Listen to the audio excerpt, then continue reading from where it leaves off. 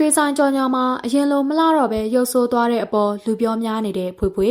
ကဲပရိသတ်ကြီးတို့ရေအခုရက်ပိုင်းနဲ့ကြော်ညာလေးတစ်ပုတ်ကြောင့်လူပြောများနေတာကတရုတ်ဆောင်မင်းသမီးလေးဖွေဖွေဖြစ်ပါတယ်အထူးသဖြင့်ဖွေဖွေဟာဝိတ်စိန်ရွှေဆိုင်ကြော်ညာမှာအရင်မူလမျက်နှာနဲ့တစ်ဆက်လေးမှမတူတော့လို့လူပြောများနေတာပါအားလုံးသိကြတဲ့အတိုင်းပဲတရုတ်ဆောင်မင်းသမီးလေးဖွေဖွေဟာအမှုပညာလောကကိုချစ်စရာကောင်းတဲ့ပုံစံလေးနဲ့ဝင်ရောက်လာတာဖြစ်ပါတယ်အထူးသဖြင့်ဖွေဖွေဟာတခြားမင်းသမီးတွေလိုပဲများတာမျိုးမရှိပဲသူမရဲ့ချစ်စရာကောင်းတဲ့ပုံစံလေးနဲ့အတူလူကြီးလူငယ်ကလေးပရိသတ်တွေရဲ့ချစ်ခင်အားပေးခြင်းကိုခံခဲ့ရတာပါတကယ်ဆိုရင်ဖွေဖွေဟာတခြားမင်းသမီးတွေနဲ့ရှင်ရင်ရုပ်ချောတဲ့အထဲမပါပါဘူးဒါပေမဲ့လည်းသူမရဲ့ချစ်စရာကောင်းတဲ့မျက်နှာချစ်စရာကောင်းတဲ့ item လေးတွေနဲ့အမှုပညာလောကမှာဖွေဖွေဆိုပြီးနာမည်တစ်လုံးရရှိလာတာဖြစ်ပါတယ်ဒါပေမဲ့လည်းပြီးခဲ့တဲ့9နှစ်တာကာလအတွင်းမှာတော့ပရိသတ်တွေကဖွေးဖွေးရဲ့အရင်ပုံစံကိုမမြင်ရတော့ပါဘူးအထူးသဖြင့်ဒီ9နှစ်တာကာလအတွင်းမှာဖွေးဖွေးကအရင်နဲ့လုံးဝမတူတော့ပဲလုံးဝပြောင်းလဲသွားတာဖြစ်ပါတယ်ဖွေးဖွေးဟာဒီ9နှစ်အတွင်းမှာနိုင်ငံရေးအခြေအနေတွေကြောင့်အမှုပညာလောကကနေအနားယူခဲ့ရပါတယ်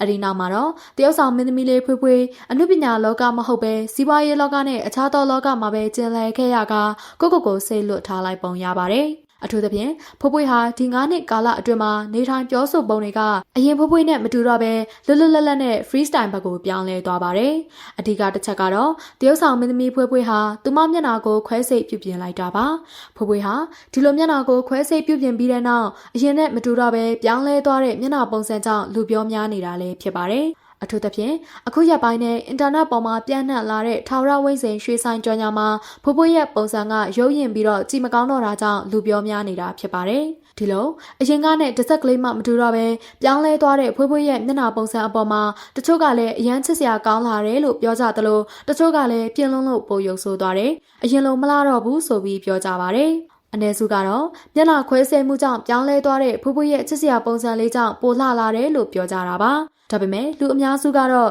ဖွေးဖွေးရဲ့မူလပထမချစ်စရာကောင်းတဲ့ပုံစံပျောက်ဆုံးကမျက်နှာကြီးဖြူဖွေးကမလာတော့ဘူးလို့ဆိုပါတယ်အဓိကအပြင်တရုတ်ဆောင်မင်းသမီးဖွေးဖွေးဟာတက်တူးတွေလည်းခန္ဓာကိုယ်အနှံ့ထိုးထားကသူမရဲ့မူလပုံစံပျောက်ဆုံးသွားတာပါအထူးသဖြင့်ဝိဇ္ဇင်ရွှေဆိုင်ကြော်ညာမှာဖွေးဖွေးရဲ့မျက်နှာနှာခမ်းစတာတွေကိုပြုပြင်ပြီးရုပ်ကအရင်ပုံစံနဲ့တစ်ဆက်လေးမှမတူတော့တာဖြစ်ပါတယ်။ဒါကြောင့်လေလူတွေကတော့မျက်နှာကိုခွဲစိတ်ပြုပြင်တာဟာကောင်းနေတာမျိုးမဟုတ်ပဲငကိုမူလရုပ်လေးကိုစိုးသွားစေကြောင်းဖွေးဖွေးကိုသင်ခန်းစာယူကဝေဖန်မှုတွေရှိနေတာဖြစ်ပါတယ်။ဒါပေမဲ့လည်းတရုတ်ဆောင်မင်းသမီးဖွေးဖွေးကတော့သူမကိုကြီးမရတဲ့သူတွေအခုပုံစံကိုမကြိုက်တဲ့သူတွေအနေနဲ့သူမကိုအားမပေးပဲ unfollow လုပ်ကြဖို့ပြတ်သားစွာပြောထားပါတယ်။သူမကတော့လူဘဝခဏလေးမှာလွတ်လွတ်လပ်လပ်နေမယ်လို့ပြတ်သားစွာပြောထားတာပါ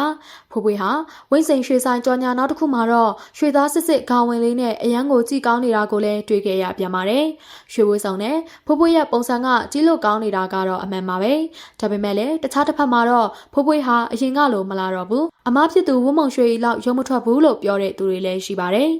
ဒီဗီဒီယိုကိုကြည့်ရှုနေကြတဲ့ပရိသတ်တွေကရောအရင်နဲ့မတူပဲပြောင်းလဲသွားတဲ့တရုတ်ဆောင်မင်းသမီးဖွေးဖွေးကိုဘယ်လိုမြင်ကြပါသလဲပိုလာလာသလားရုပ်ဆိုးသွားသလားဆိုတာကို comment မှာမှတ်ချက်ပေးသွားကြပါဦးနော်